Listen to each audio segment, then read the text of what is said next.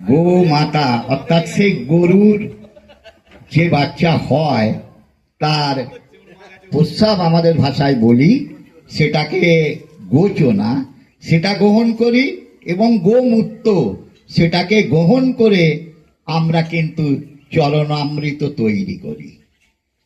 ভাবুন, তার যে ক্রিয়া, এটা কিন্তু তার মধ্যে কোনো বিক্রিয়া হয়নি, তার ক্রিয়া। এটা সায়েন্স এর কি ব্যাখ্যা দেবে? সায়েন্স তো এই সম্পর্কে অজ্ঞ, সায়েন্স জানেই না কত আগে এটা তৈরি হয়েছে। সেই সৃষ্টির সময় থাকতে মনুষ্য যখন এই পৃথিবীতে আসেন তখন থাকতে এই পরম্পরা চলছে, এবং আমরা এই জ্বালানি হিসাবেও এটা অতীতে ব্যবহার হতো।